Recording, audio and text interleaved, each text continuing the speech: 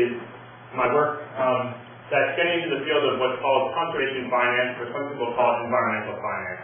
And usually when you think about the word conservation and economics, you think about a clash, that those things don't go together.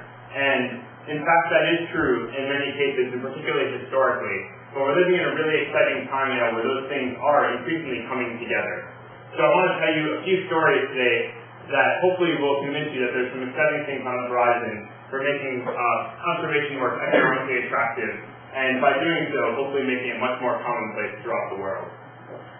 So, and also, please feel free to interject if there's questions along the way, terminology, points of discussion. I'll go ahead and talk for about 45 minutes, and there's no interruptions. So, this is sort of where we're going to be walking through in the next 40 minutes. So I'll start off by just giving you an overview of what I see as the problem.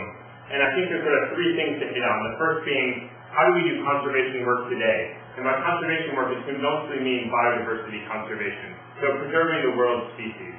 Next, I'll explain to you a new framework that is taking over from biodiversity, which is called ecosystem services. Just by a show of hands, has anyone heard that term before? Is this something that's been...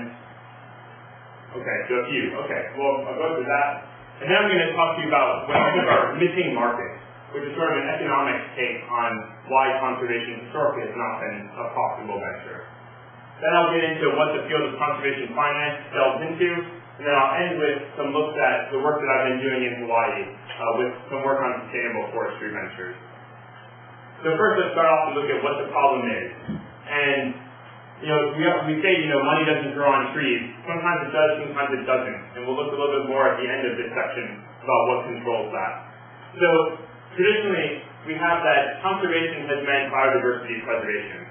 And usually by biodiversity, what we're talking about is really preserving the world's species.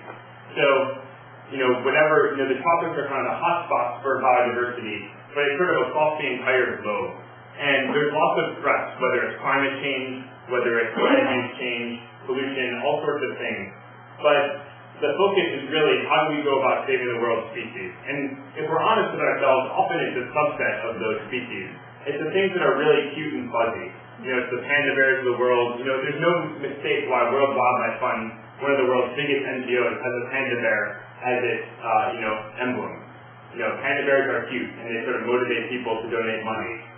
So I'm not critiquing that, but just sort of noticing that this is like a major trend that we have. So, how is it actually occurring? Well, most of what's happening is we try and identify places where we can get high biodiversity, or that are acceptable with medium levels of biodiversity, and we buy them up and we set them aside as parks.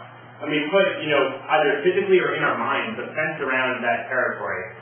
And it's almost as if around the world we have these safe havens for biodiversity. It's in these spots that the world's species are going to be preserved, a kind of global Noah's Ark. But this is a good approach, but in fact, while preserves are essential, if we only go with this approach, even if we increase the area in preserve, we're only likely to save, say, 5 to 10% of the world's species that exist today. So, whether or not that's okay is a question of value. I can give my answer. I hope it's not. You get to say whatever you want as well. But there's a lot that we can do to add to the parks approach, which I'll go into later today, which hopefully will be able to bump that number up significantly. So we really need some new thinking about this. And one of the most important things is to sort of launch into what we call the human-dominated landscape. So that's kind of a funny term, but really what it is all the land in which we live. The lands we use for fun, the lands we produce our food on, where we run cows and other livestock. All those lands where humans are an integral part of the landscape. So, as we launch out into this, one of the key things we do is we start to work with private landowners. And I put a picture up here of David Matsuura, who's on the right there. He's a private landowner in Hawaii who is doing some amazing conservation work and making a profit along the way. So he's kind of, for those of us on this Hawaii project, a really exciting person to be working with. And I'll tell you more about David later.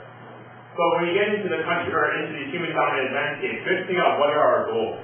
Is biodiversity sufficient, or do we want to add some things to that? We want to start thinking about the broader set of conservation-related issues that impact humans, from our ability to have clean water, clean air, a healthy environment, an inspiring environment to live in. So now we start to think a lot about trade-offs. For David, how is he going to mix ways that are traditionally profitable to use his land with ways that are more friendly towards conservation? Sometimes there'll be win-win, sometimes there won't be. How do we find a better space for integrating conservation into land uses that are also profitable? And a really key question is at the bottom there. Who's going to pay for all this? So it's wonderful to have lofty goals and very important to know biophysically what we want on the land. But it's really important as well to understand how we're going to go about paying for it. So when we start thinking about ecosystem services, I'll just tell you about a thought experiment that can be helpful. If we had a class, maybe we'd spend 5 minutes in groups, but I'm not going to run through that today. But we could pretend that we're, this planet, for whatever reason, either it's about to implode or something we want to leave, and we're going to head out into outer space and start Earth 2. So, as we're packing our bags and we have, a day's worth of time to go, what are the things that we're going to bring with us? The organisms, the plants, the microbes, the animals. What are we going to take with us on this space shuttle to recreate all the things that we have on Earth? Everything from the oxygen we breathe, to the water that we drink, to the food that we need to eat to produce shelter, the beautiful scenery. What are sort of the key components? So ecosystem services really gets us to think about a framework where natural systems provide a suite of benefits to humans, and it's those benefits that we're trying to manage for and have natural systems provide. So biodiversity is a key component of this, but it's a much bigger framework. So let's go back to Earth 1 now, the place that we're all sitting in. And what happened a couple years ago was called the Millennium Ecosystem Assessment. And as far as people in conservation biology and ecosystem ecology, all these different fields are considered, this was an incredibly exciting report. So it came through a mandate from the United Nations, involved a ton of people from all over the world, and it's the largest assessment of the health of Earth's ecosystems that has ever been done. It's kind of the equivalent of the economic indicators that our outgoing chairman, Alan Greenspan, would use. It's sort of a state of the world's ecosystems, because you can't manage what you don't know is out there. So, if anyone's interested, it's maweb.org, and I love their icon over here, a house with sort of the earth wrapped around it. So, it's a really neat website if you're interested in going through it. And I've shown a few slides now from them, which I'm just going to introduce the framework that they present and some of their basic components. So they divide ecosystem services, again, to the benefits that people obtain from ecosystems, from natural systems, and they have 4 categories. The first are these supporting ones. So these are the things that are kind of the underpinning of other services that we get. So they're nutrient cycling, they're forming soil, they're the primary production of the world, all the plant vegetation, the things that really are sort of like the foundation. The next is provisioning services. Those are the things that probably make the most sense to us. They're the things we know about, the food, the timber we use, the fuel for burning fires. Next is regulating services. These are things which may be underappreciated, but they're really important. We enjoy a wonderful climate in this area. Having grown up in the middle, in sort of the dead winter for, my first 18 years, it's a beautiful climate. And as we start thinking about climate change, we're even more appreciative of the fact that, plants and natural systems play an integral role in regulating atmospheric exchange of gases and of the greenhouse effect. So, then finally, the fourth service are these cultural things. So these are sort of the inspiring and spiritual benefits we get from nature, whether it's being able to go up to Skyline and go for a run or for a bike ride, or if you have spiritual experiences, or if you enjoy, painting watercolors. All these things provide a lot of benefit to humans. And it's how do you actually capture these and make sure that they're provided at the levels that society needs. And it's not surprising that these provisioning services up here are the ones that we know best and are sort of the most obvious in our lives. And that's because they have real markets and real prices. So, if I ask you if you want to buy, a container of strawberries or something, you could tell me yes or no if I said, $100 for that. You sort of have a sense of what strawberries are worth in your life.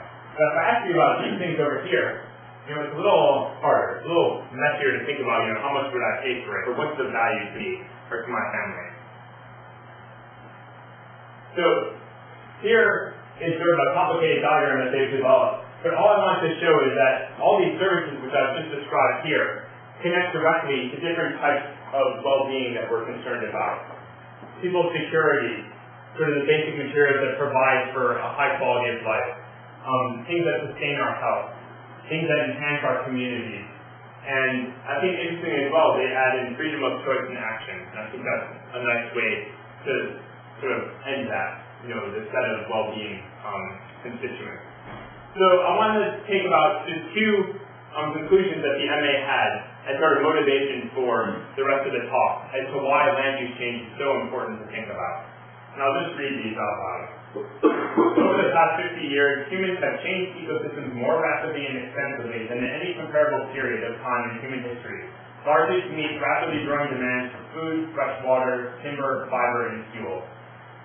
Second, the changes that have been made to ecosystems have contributed to substantial net gains in human well-being and economic development. These gains have been achieved at growing costs in the form of the degradation of many ecosystem services, increased risk of nonlinear changes, and the exacerbation of poverty for some groups of people.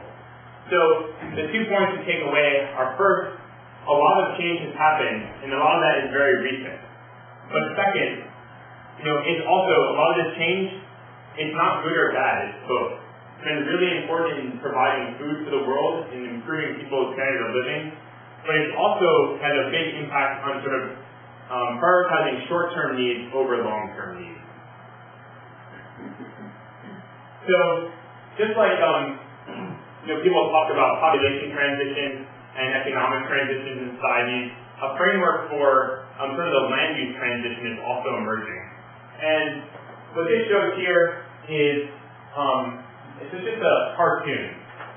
So you have here sort of like a pre-settlement, and at the end you have intensive. So you can think of this kind of as a couple hundred years ago, in the U.S. and out there is today. So what you see is a conversion of natural ecosystems into a bunch of things, but in the end we end up with a substantial amount of our land devoted to producing food, producing timber, producing fuel, things that go directly to sort of consumptive uses. And also you have up at the top that you have some of these sort of lands like you see up on skylines. And you have all these preserves that we recreate in.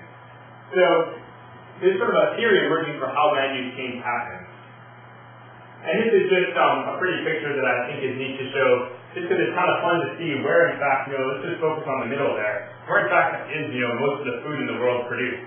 And, things like, the Corn Belt in the Midwest is going up there, and a ton of production in Africa, in India, So, a lot of the things we already know, but people are able to now use remote sensing and global data sets to actually understand, what's going on around the world. This is powers that we've never had before to sort of sense the breathing of the world, of the earth.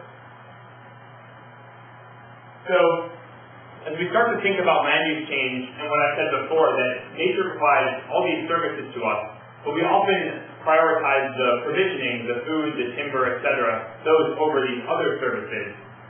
We start to think about, again, how are we going to manage for the broader set.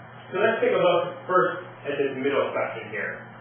And all this comes from a paper that was put out in Science earlier this year by John Foley and probably 20 other people. A really nice paper called The Global Consequences of Land Use Change.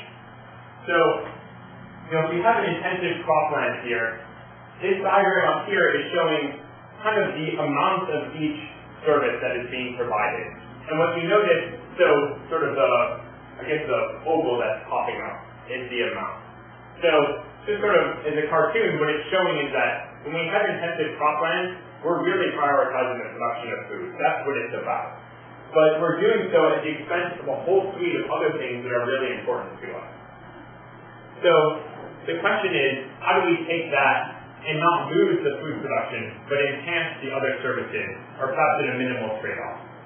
So, a natural ecosystem is another alternative, right? We could just sort of let everything try and get it back to its natural state.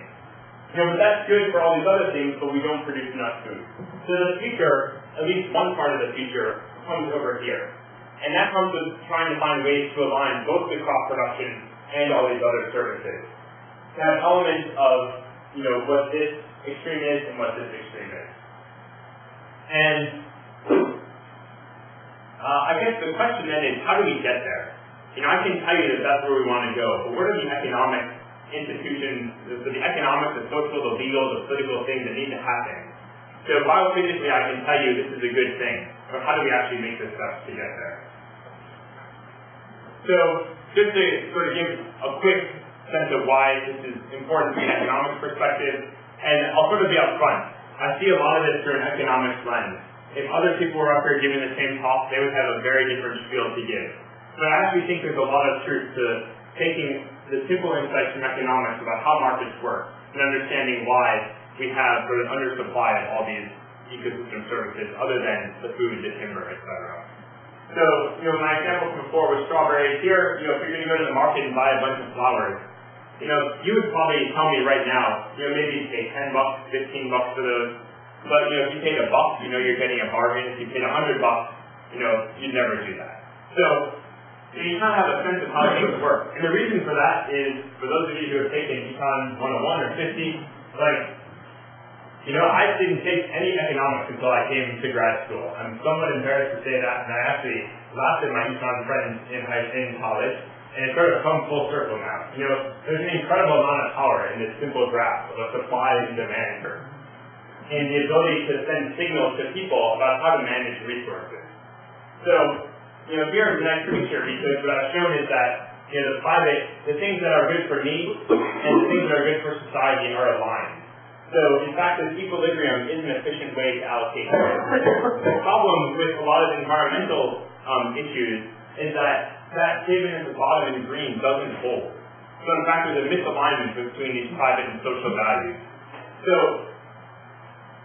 I'm not sure how this is a picture of clean air, so this is the closest I can come to. So, if I ask you how much you'd be willing to pay for clean air, I don't know what you'd say. I don't know what I would say. It's a much harder thing to get my head around. So, this is because of the economic issue of externality. So, it's where something that I do, or as a consumer or a producer, has an impact on someone else in the economy that I don't have to pay for, that I'm not responsible for. So the implication is that when I make my decision, I don't think about any of you in making that decision. So whether it's putting how much fertilizer to put on agricultural fields, it's good for the crop itself, but doesn't consider the runoff, say, that goes into streams, the impact, the health of those streams. So, then we have sort of an idea of what the problem is. We have a market failure. And so we have an economic problem, and we can use economics as a way to help us solve the problem. So what are the implications of these externalities for land use? Well, here we have schematics again. So let's say here we're going to take, start again. So here, sort of on the y-axis is the value that's accruing, the total value from a piece of land. So we can think of two land uses. A piece of forest that's been converted to pasture versus the actual forest itself before the conversion, the native forest. So what are the benefits that are going to come from this? Well, we could just, simply think of, well, there's some private return, maybe it's from, selling or doing ranching on the land. There may be some water benefits, some carbon benefits, from biodiversity. But in red, I'm showing what I would actually make if I owned this piece of land. So, while the benefits, the total benefits from forest conservation are greater, hypothetically, than those of converting to pasture, at the societal level, that's true. But what actually comes into my pocketbook is a very different story. So all that I'm getting is this red area. So insofar as I'm making decisions for what's best for me and for my family, conversion to pasture is what's going to win out. So with that context and sort of background, I want to now move to step 2 of the talk, which is just to give you a really quick flavor for what the field of conservation finance is. So this is taken from some work that Gretchen Daly has done. This is sort of still in the development stages. Gretchen is a professor in biological sciences who I work with. In a postdoc, she worked with Paul Armstrong. But they define conservation finance, I think, really nicely. They say, where measurements of biodiversity and ecosystem services provide the what in the conservation movement, conservation finance is all about the how. So the biophysical measurements tell me what it is that I should be doing. But the how is all about the economics, the legal aspects, the political aspects, the cultural aspects. And they sort of identify 2 goals that really need to be attended to, particularly from an economics perspective. First, we need to find ways to have a greater flow of resources into conservation. That can be seen as sort of enlarging the pie, just getting more money there to spend. The second would be, for a fixed pie, how do we spend it more effectively? How do we get the most conservation bang per buck spent? So there's sort of 6 overarching questions in conservation finance. And I'll just sort of say them briefly, to not go into too much detail at this talk.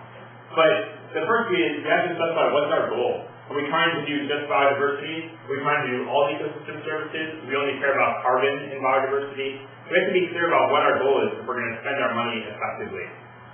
Second is that question of who's going to pay. Do we all pay as the users of these ecosystem services, or should we make polluters pay? There's sort of the polluter pays idea in the pollution literature. We all pay some nominal fee for water, but we don't pay for carbon services now. We don't pay for a lot of things that we get benefits from nature for. So this is going to involve a lot of change for people in terms of the way their finances work. So who pays is a real important equity question. And then once we identify that, is how much do we pay? Do we pay the full cost of it? Do we pay some subsidized cost? And to whom? Do we pay the landowners for the way they manage their land? Do we send the money to a government? What are the ways that we can pay to get the most conservation value for our money? What do we pay for? It's tied directly to our goals, but it's sort of a biophysical question of, are we paying for an actual activity on the land, or are we paying for an outcome? So do we pay to reduce fertilizer use, or do we actually pay for the reduction of loss of nitrogen fertilizer from the land? And finally, for how long? Do we make payments for 20 years, 30 years? The more you get into this, the more important these questions come. But I think as an overview, it's nice to think of these 6 things to always keep in your head. So a lot of work has been going on now to characterize the economic value of these ecosystem services that I talked about. So I'll give you just 2 examples. The first on the left is some work that's been done in Costa Rica with shade-grown coffee and pollination services. So coffee is a plant that requires pollination by bees or other pollinators, and it can be done by anything. It can be ones that are native to the area that come from the forest fragments, or it can be ones where people come in with their bag of bees and they let them go in the field and they get them back, and then the plants are pollinated. But some really nice work has been done showing that if you maintain native forest fragments close to these coffee fields, then in fact you get sort of fringe benefit from these forest fragments. It actually it helps your bottom line. So what they found is that within 1 kilometer of forest, you get a 20% increase in yield. And for this one farmer, back in the envelope calculation they did, that calculated about $60,000 US per year. So that's significantly more, than I make as a grad student. So that's I'd say a pretty nice number. And the key here is that we don't think of preserving nature as a way to actually increase our bottom line. But ecosystem services helps us remember that this can be a really powerful way to go for it. The second is from our own country in New York City. I don't know if any of you are from there. But New York City actually has one of the best water quality systems in the country. And they're facing the need to upgrade their filtration plant. So what they did, and really one of the first times ever, was they assessed the opportunity to preserve land in the watershed in the Catskills, which is north of the city, as an alternative way to investing in water quality as opposed to upgrading their filtration plant. So what they found is actually that it was going to be much cheaper over the long run to do this preservation, to buy development rights from people in the watershed. And they saved on the order of $6 to $8 billion. So, these are 2 wonderful examples I've given you. It's not always going to work out this way. But the key is to ask the question at the beginning, can it work this way? In what ways? If not, then how do we move forward? And if it does, then it's a really nice win-win. Another thread that's entering the conservation finance field are where governments themselves are using market tools as a way to advance conservation. So it's kind of like a hybrid approach, where it's not like a market like we think of. It's not like we're investing buying stock, Google stock on the stock exchange or something, but something that uses the insights of markets to advance conservation work. So again, I'll just give you 2 examples. Australia and Costa Rica, both countries are really at the cutting edge of this and doing amazing work. So Australia has this national market-based instrument pilot program, and what they're doing there is a whole bunch of crazy things. They're running auctions that involve landowners who are bidding for the right to be paid to manage native vegetation on their land.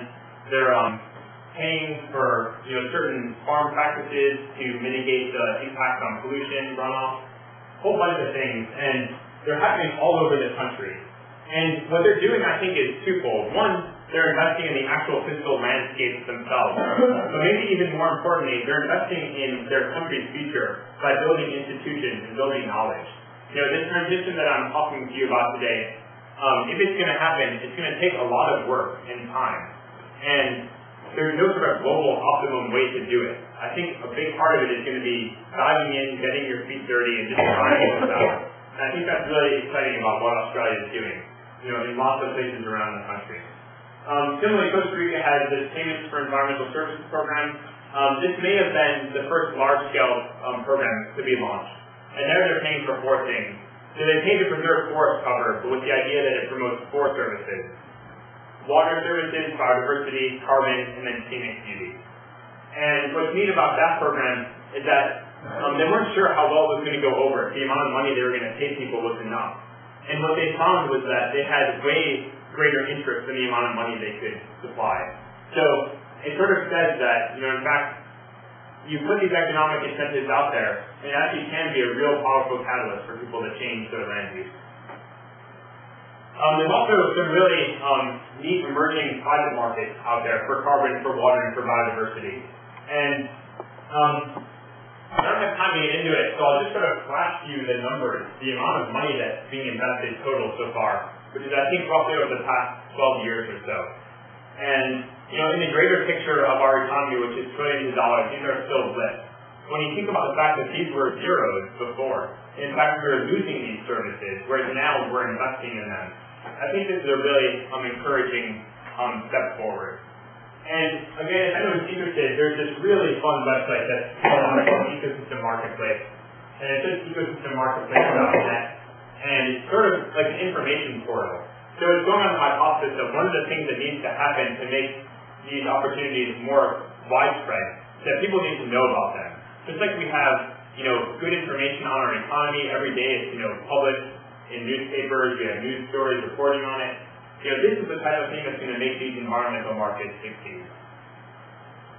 So I want to revisit that land use scenario that I put up before, and I want to add a third column now.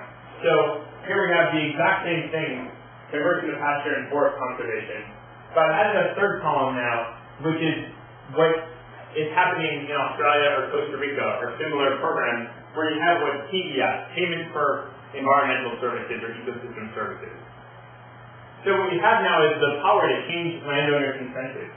So here was the 5-year return. So these two have exactly the same total amount.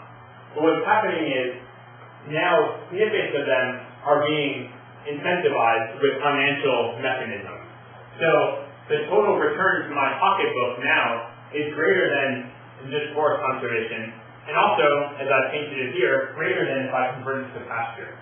So now, in fact, the benefits that come from my owning a piece of forest, the social benefits that are being provided, I have real actual mechanisms to capture that in my pocketbook. And that's what's really exciting now.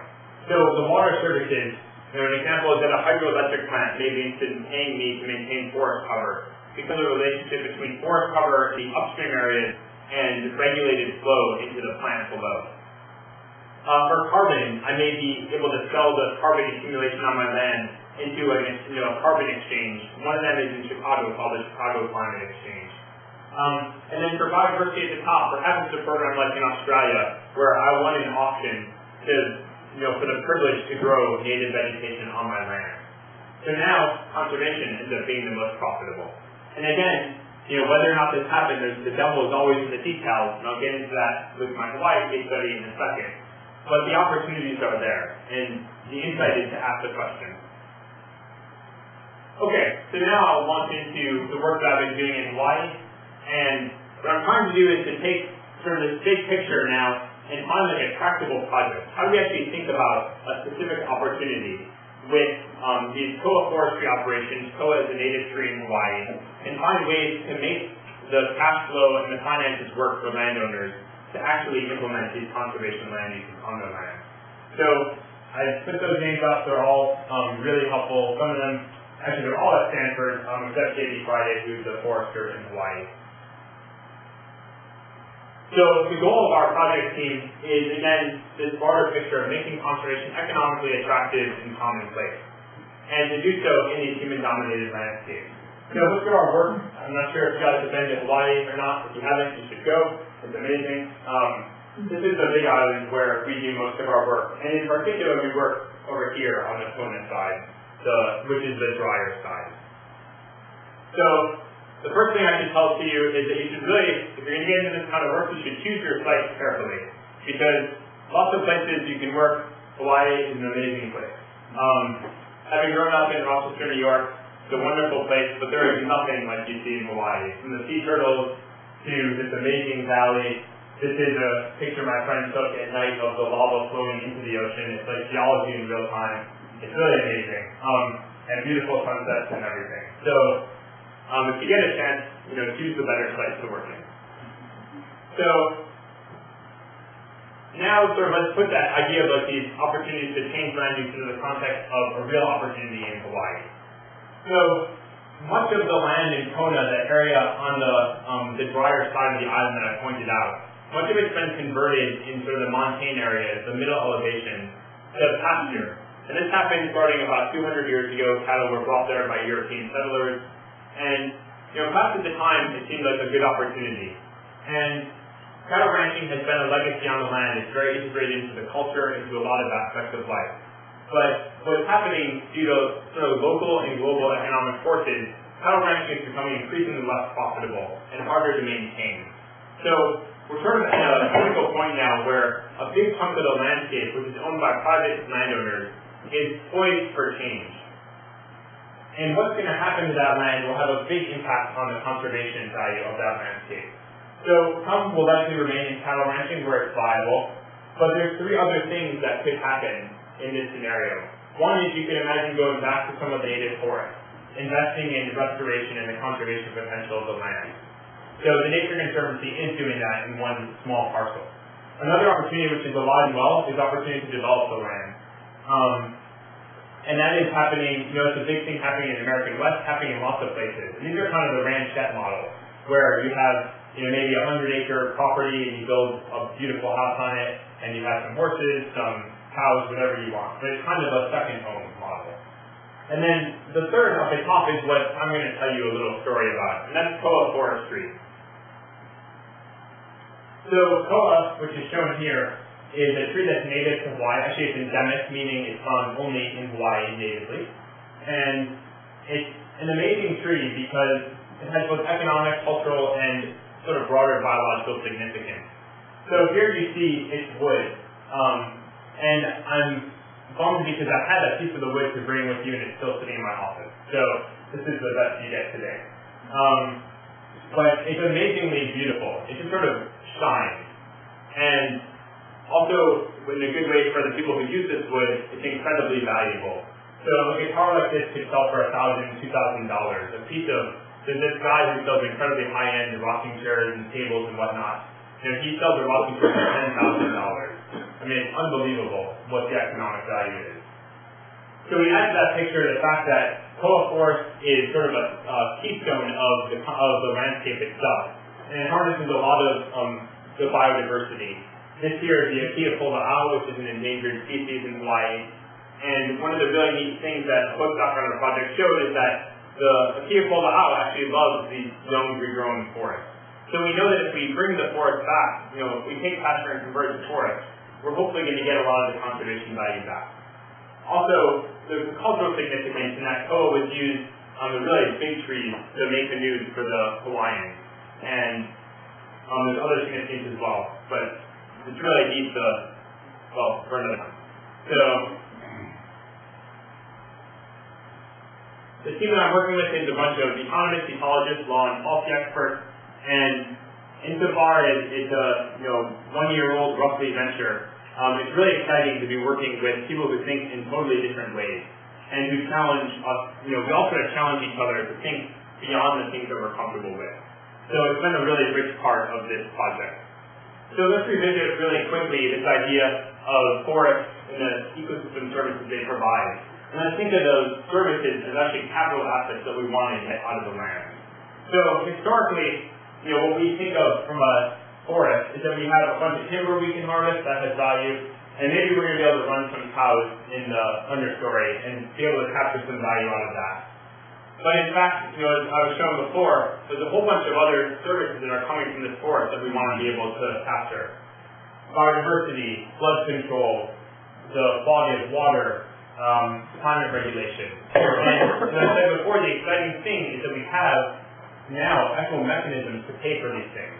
So whereas it used to be that these could not have any way to make it into my pocketbook, now through a whole variety of mechanisms, there are ways to do it. So as we dive into the co-forestry now, let me sort of present the scenario we're going to think about. So we're going to take a piece of pasture land, something that's open like this, and we're going to do what's called scarify. We're going to run a bulldozer to break up the surface of the land. We're going to allow the seedlings to naturally regenerate. And we're going to get something like that, which is about a 20-year-old stand by that landowner I showed you before, David Masahura. So it's a potential win-win. There's great conservation value if we can get the forest back. It also has lots of economic value. But there's a big caveat. This is over like a 30 to 50-year time horizon. So I'm 27. I haven't even lived long enough to harvest a single dollar from one of these operations. So there's a problem if you're a landowner. You have all these costs to convert the pasture into the forest, but you have no way to make money from that forest, from its timber value, until way out into the future. And it's also, if you think of a 30 to 50-year time horizon, if I were making this decision as an older person in my 50s, I'm actually choosing the land and the value that my kids will inherit. So there's lots of interesting questions here, I think, with that as well. So with this investment, I'm going to pose sort of three, from an economic perspective, three barriers to entry. We have high upfront costs. We have to have a way to pay for this operation to get going. There's a lot of risk over this time horizon where things could go wrong. I could get a pest. The market could bottom out on me. There could be a legal restriction on harvesting for some reason. So I don't know what's going to happen over those 30 to 50 years. And then also, I'm not going to get any revenue until I harvest those trees. So this is where an ecosystem services framework and finding ways to actually finance the conservation work comes into play. So we want to find as many, you think of sort of like a layer cake. The first layer, the bottom layer is the timber value.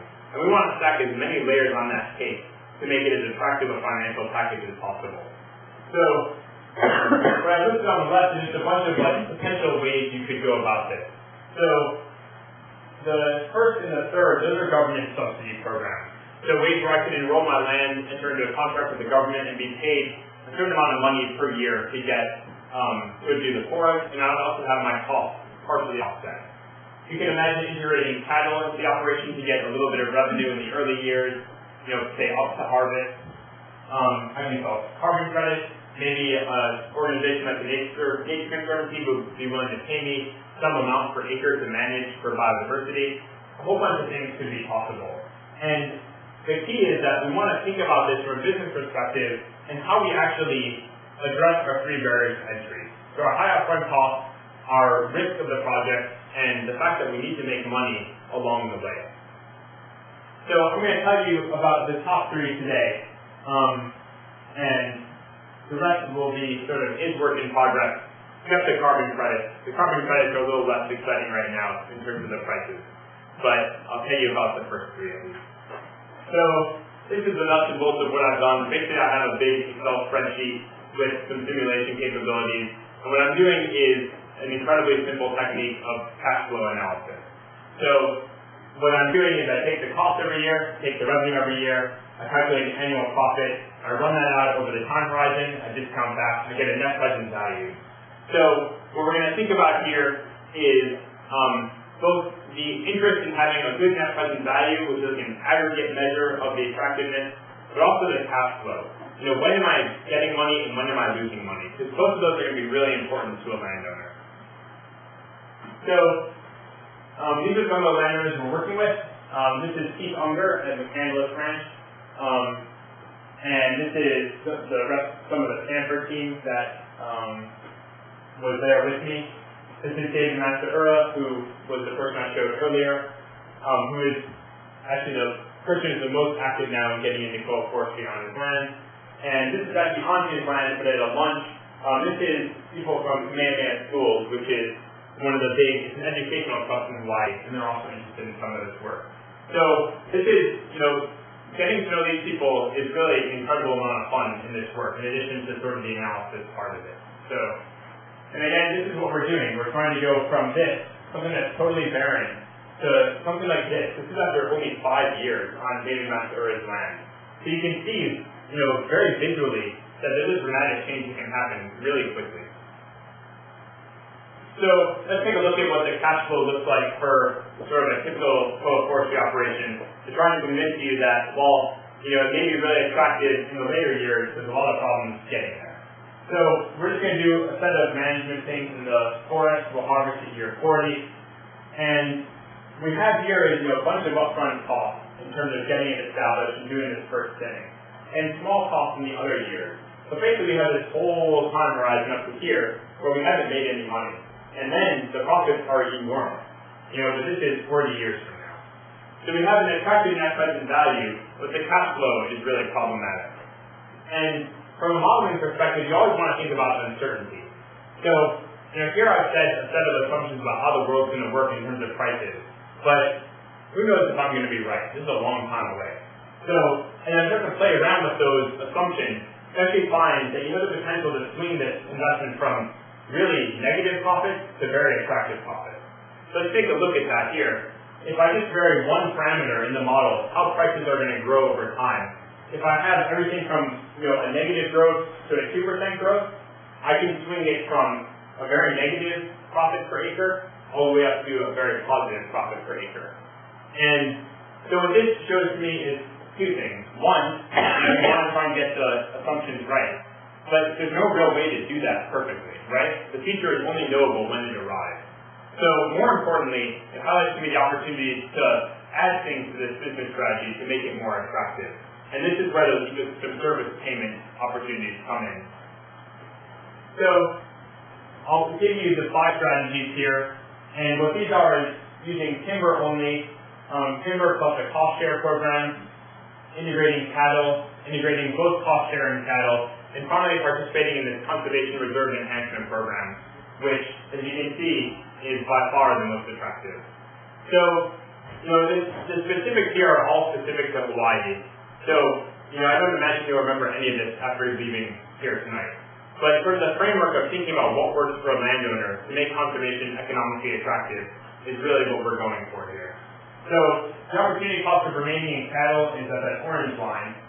We see is that if we get a cost share program, it helps our net present value, and that's good. We want a higher net present value, but we're still losing money every year up until we harvest. So it's good, but not great yet. So if we integrate cattle, we actually lose some of our overall value. That's because the cattle will damage the trees a bit. But the one attractive thing is that I'll get some revenue from those cattle. Every year I'm running them up until when I harvest. So from a cash flow perspective, that's nice. When we think about integrating both those layers, then we get an improved cash flow and a better net present value. So we're getting there, but we're still, we could do better. And that's where this conservation reserve enhancement program comes in. And here is the government subsidy program that both pays me sort of rental rates for my land, so it gives me revenue and it helps offset my costs. So now, this is an attractive package. When I've shown this work to the landowners in Hawaii, they want to know what the Conservation Reserve Enhancement Program is. This is what catches their eye. And now we have a tangible way to take this win-win where the cash flow is totally unviable, and you add in here just a single value layer, and now you make a package that is viable and is attractive. So this is the timber in blue versus the timber plus the Reserve Enhancement Program, just in comparison. And you see just these small blips of red here because the scale is so big. But it's this revenue in the years from, leading up to harvest that makes it a difference. It's just being able to maintain your operation and get some money to put food on the table. And then in the end, you still have the very lucrative timber harvest.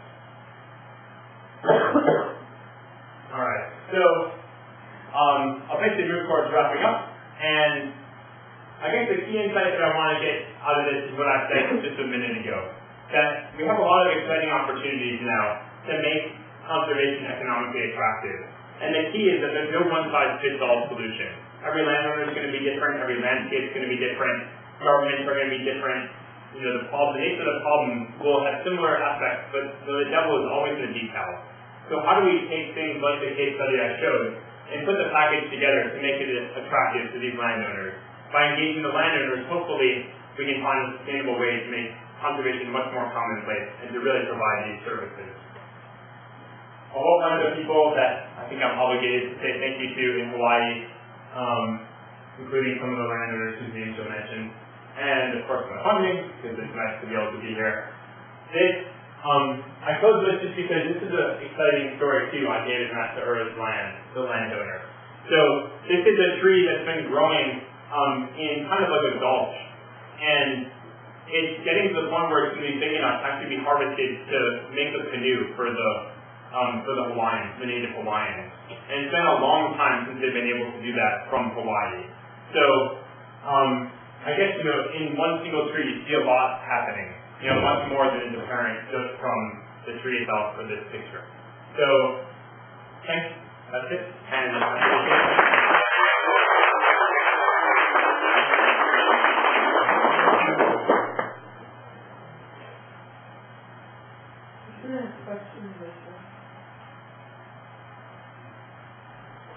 have a question.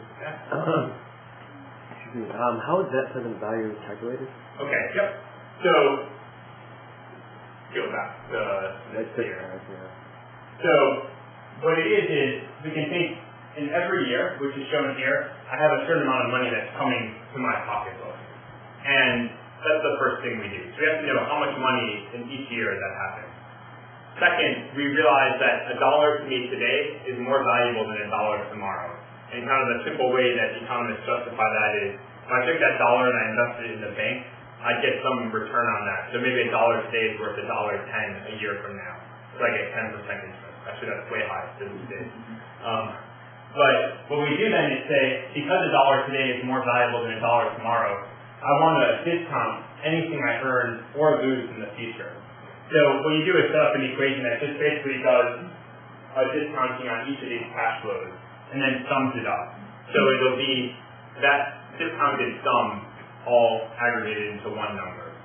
So what's happening here, why you see these are $4,000 to $5,000 per acre value, but our overall net present value is only $432 for the timber only.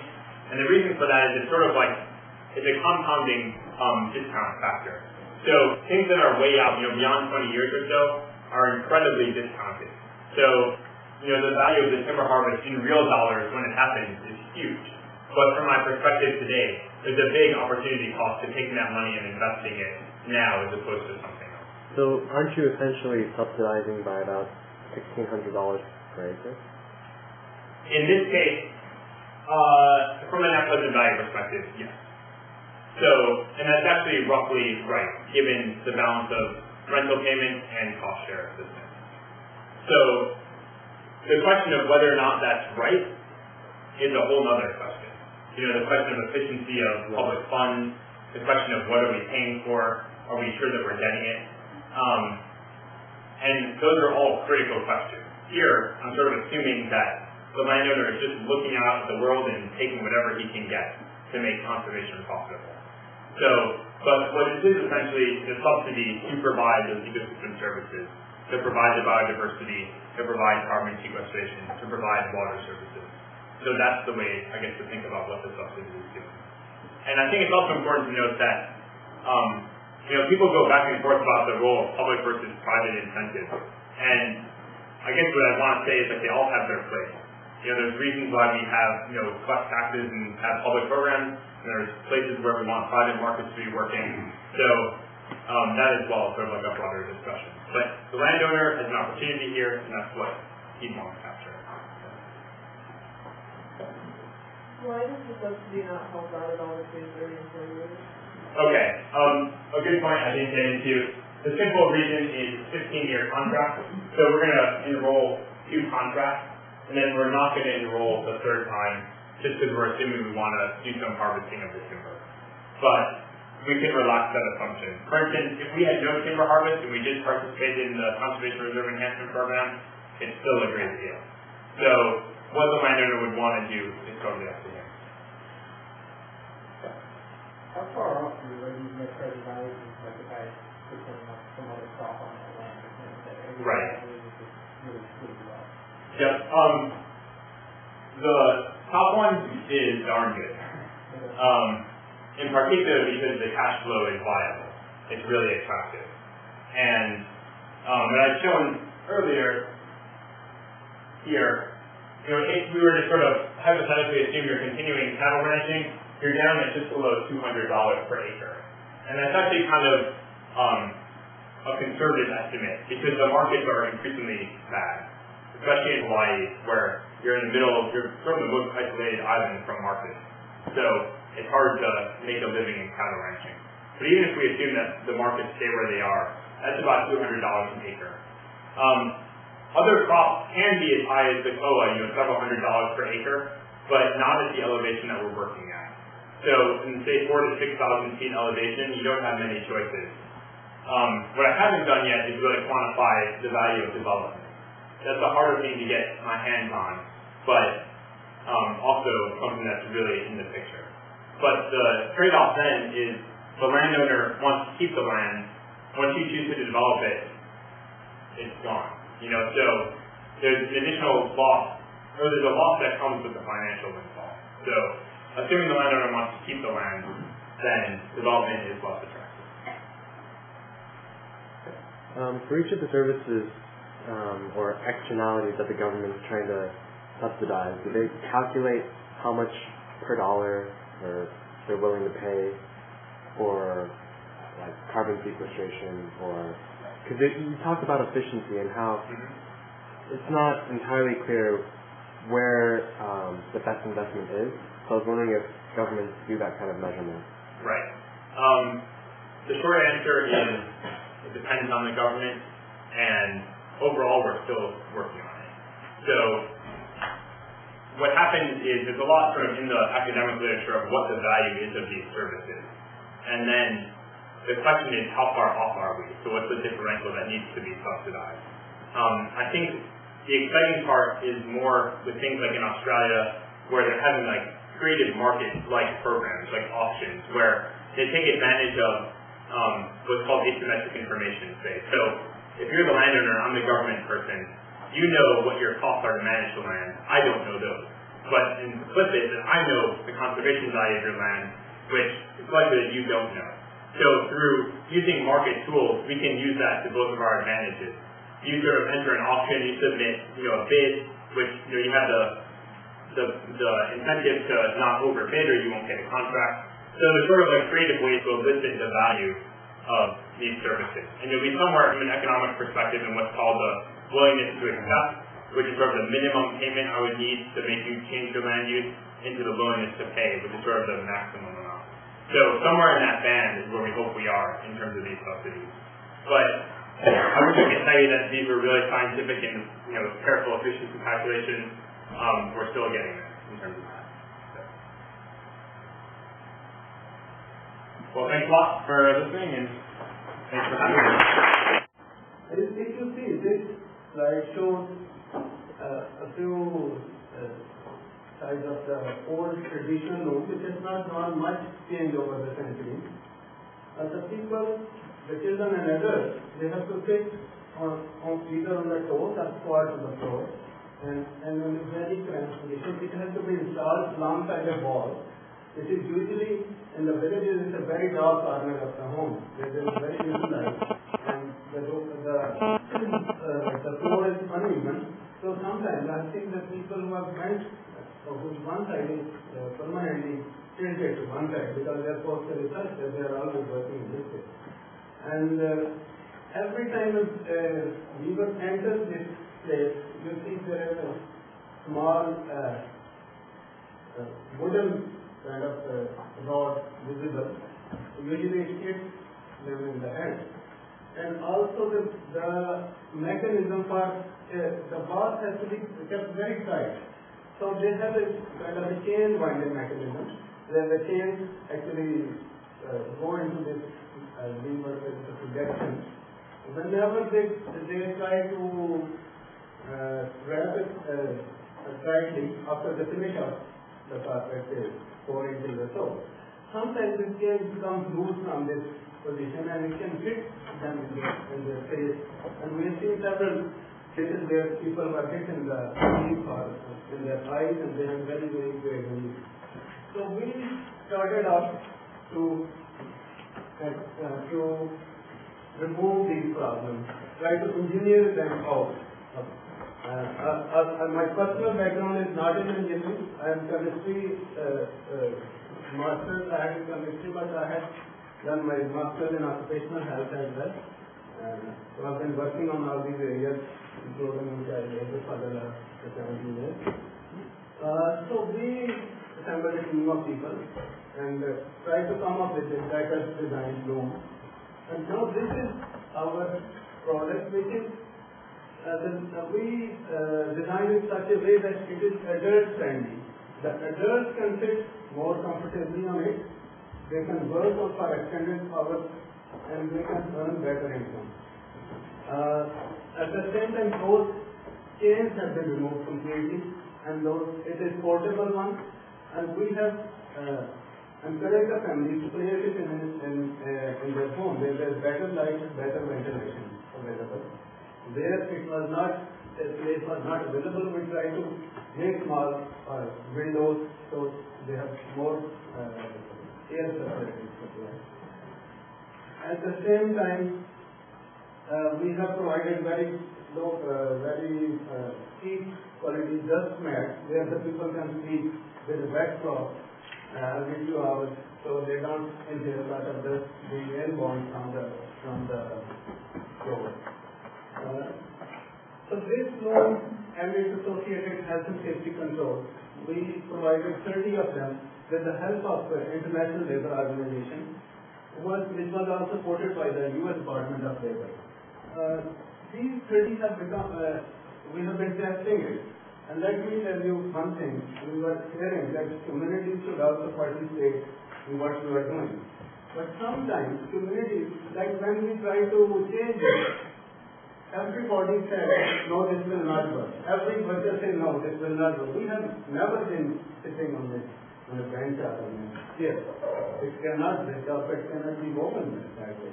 We tried to convince, and slowly, gradually, after some people started using it, it became popular. And in fact, its acceptability in the women has been much more than the men. We still don't know the reason. But men usually work in a work site, there's a lot of organized work sites. Women work in their households. There was another factor. Most of the old looms, though they were very, very poorly designed, they are owned by the contractors. And the contractors actually dictated the terms of business. They told the families at what rate they are going to make. So these looms are owned by the family, and all these 30 were given over free of cost. And after this, these families have actually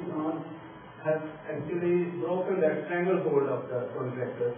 They have become free from that kind of debt bondage, and now they have improved their income by striking deals with whoever is a businessman to work with. So that is also one reason. So we, after using these looms, after having installed these looms for 2 years, we have assessed what impact it has. And we have found, we are still compiling the study, but initial results show us there is remarkable improvement in the back and back pain and the knees and joint pain and other problems which the women face. And at the same time, their income has increased from 10 to 160%, depending on different circumstances. Everybody reported that their income has increased as a result of that.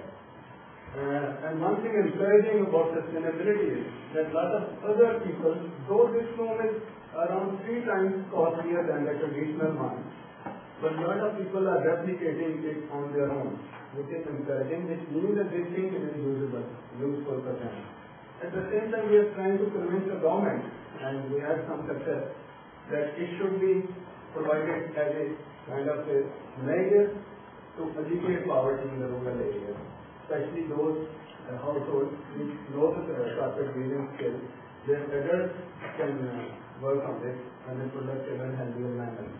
At the same time, since I thought it is a good time to share some other ideas.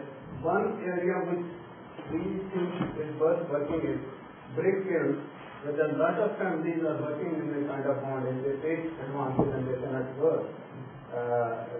They have to work under a very, very difficult circumstances. And one reason we have found out is again that very, very poor technology. People are paid by the number of bricks they make. They do it manually. We are thinking if we can improve the number of bricks they make a day, again manually, but there's a mechanical device. I think their incomes will increase definitely, and there will be less demand of this kind of labor, and that will create conditions where this kind of bondage can be eliminated. Thank you very much.